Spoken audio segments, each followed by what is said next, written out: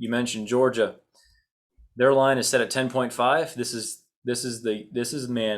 is where it comes down. You mentioned the inability for change for Kirby Smart. It does seem like Alabama changed what they were doing right as he left.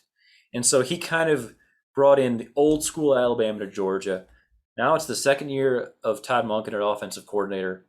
Obviously, last year they brought in two very talented transfers, and they both had injuries or whatever. And they had Stetson Bennett play for most of the year. Is this the year we finally see Georgia come into the 21st century offensively? Yes, I believe so. Like, I want to believe it so bad. I hope so. My God, please let it be. Please let it happen. Please let it happen. Just, Coach Monken needs to lock Kirby out of the quarterback room. Kirby is not to touch the quarterbacks. He needs to leave JT alone. Please just let it happen. I love Monken. I love Coach Monken. I love what he has done. We go no huddle sometimes. It's shocking. The defense is shocked. Like, we're all shocked, and it works. It works, and it's to see Kirby's approach was just to throw wave after wave after wave of 5-star recruits at you, and eventually you'll crumble. That was, kind of brought that maybe from Alabama, and it works. That's the bad part, is that it works. And yeah, because you'll beat Kentucky, you'll beat those teams. You'll beat 99% of the country. You will beat almost everyone.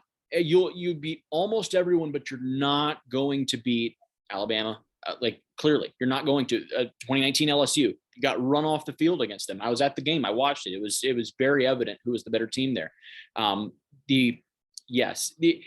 Hopefully he says he's changed. He says that it's all about explosion. He's talking about dynamic plays. He talks a lot about that in this offseason and all his press conferences. Hopefully so. The quarterback's there.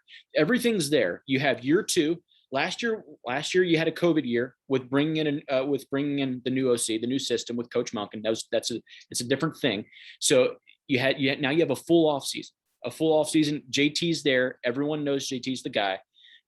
You have some 5-stars that are under him learning, which is great, but they're not challenging for the job. Everyone knows that JT's the guy.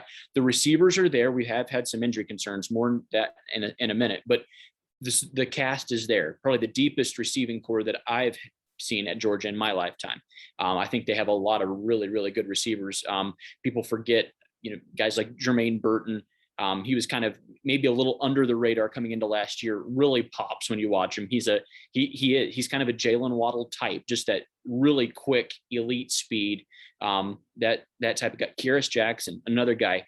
Not a big name, not a huge name, not the name that George Pickens is, but very productive, and he'll be back this year. So then hopefully Pickens' injury, George Pickens going down, that hurts. Hopefully the goal is still to have him back by end of November, beginning of December, kind of for the big games. Hopefully SEC championship and possibly future past that. So if we can stay healthy, because all the running backs are back. Zamir White, we call him Zeus. He's back. He'll be back for his last year. James Cook, Dalvin's little brother James, is back for his last year. Kendall Milton, a guy Georgia fans are very high on, true freshman last year, is going to be learning from them. Kind of feels like what you had with Sony Michel and Nick Chubb, along with the baby DeAndre Swift at the time, back in 2017. So the stars do feel aligned, especially on offense. We do have some issues a little bit with some offensive line, just kind of mixing and matching some pieces, but you're choosing between 5-stars on the offensive line. Like, you're choosing between only 5-stars and high 4s. So it's all there. Like, all the little pieces are there.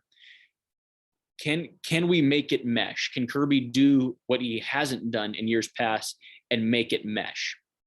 Right. And you mentioned some of the offensive players, and you didn't even get to like Kenny McIntosh, Arian Smith, Marcus Rosemy, Jack Saint. And then the big name in the transfer portal coming in was Eric Gilbert, the true freshman tight end from LSU a year ago, who was the number one tight end, I believe, in 24/7 Sports history, like highest ranked tight end ever. And like I'm a little bit worried. It seems like maybe his nickname might become personal reasons. Um, he's one of those talents where if you set his over under for catches this year at 6 or 60, you'd have to think about it either way. Do you see him having a big year for you guys, or are you really worried about just what he'll be?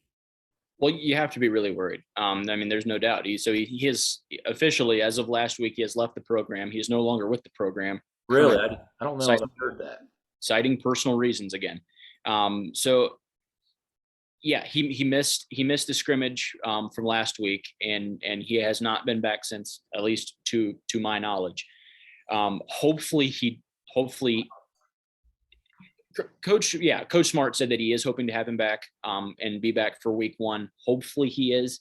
The reason that Georgia got Gilbert really over everyone else is that they were going to let him play receiver. He wants to be a receiver. He wants to be a big physical receiver, and Kirby was more than happy to oblige. He loves big physical receivers anyway. So that's why we got him. I it does There was some cryptic stuff. It always seems cryptic, especially when dealing with these types of players, that his it was quite personal, and that it was something that he didn't want disclosed. It seemed like it actually like a real issue. There were some guys that knew him that said that it's something legitimate was going on, and it just, it wasn't football related at all. Hopefully everything's fine. Hopefully he gets back and plays. Want to see him play.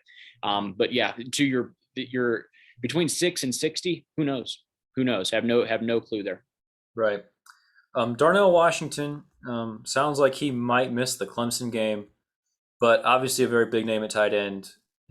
Just another one of the many talents for JT Daniels to throw to. And last year, so JT started the last 4 games, averaged 10.3 yards per attempt compared to Stetson Bennett's 7.6.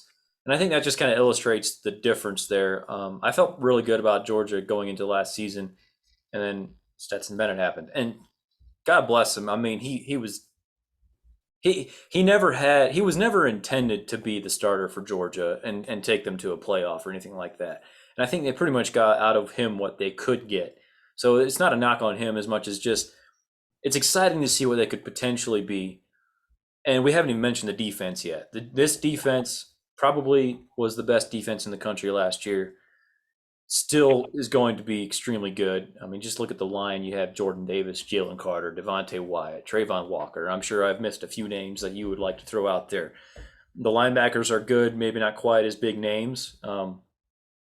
Brought in corner Darion Kendrick from Clemson. That's a pretty big addition, especially since you lost both your corners from last year in the first and second round, I believe. And you have a couple redshirt freshman corners that I like, Keely Ringo and Jaylen Kimber.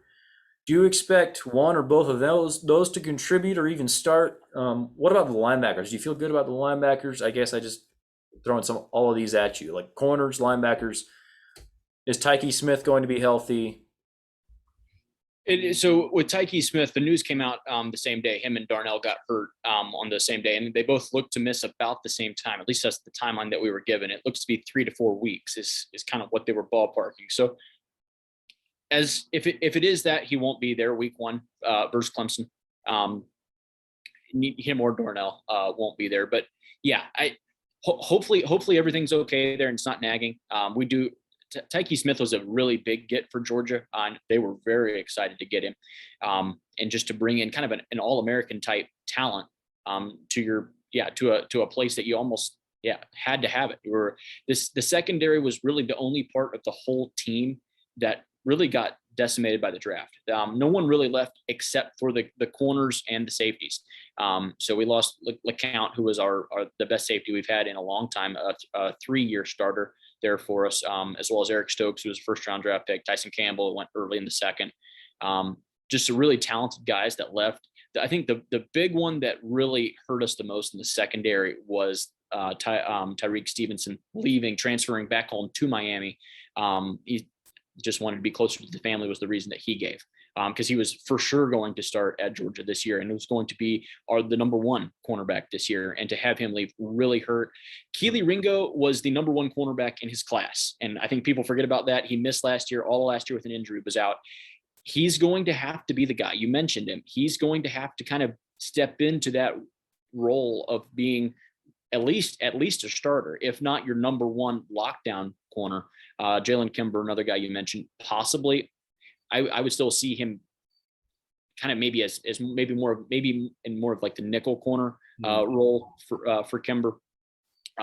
Chris Smith looks like he'll be starting at safety. It looks like it'll be him and Lewis Seen from last year. Both of them got quite a bit of playing time. So the secondary, it looks okay. We're not terribly deep anymore, just after the draft last year, but hopefully it should be okay. It should be serviceable, especially early.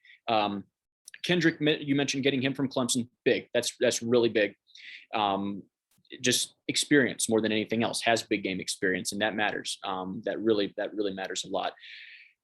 Going into the linebackers, there's a lot of guys there that haven't really seen the light of day. A lot of really talented guys that haven't seen the light of day, and through not really any fault of their own. I think to get buried behind Azeez Ojulari is I think it just happens. It's kind of the nature of the beast. Adam Anderson's I think the name that people will I think he's in a jump this year. Him and Nolan Smith. Nolan Smith was a huge recruit. He was a top 3 recruit on almost every service. I believe 24/7 had him at 1 or 2 that he finished at. So he'll be a junior this year. This will be with both of those guys, 5-star edge rushers. They're going to be needed, very needed, and all accounts from Kirby and from the staff is that they've had a great spring and summer so far. Just kind of, we'll have to wait to see how it plays out, but it looks positive at this point. Sure.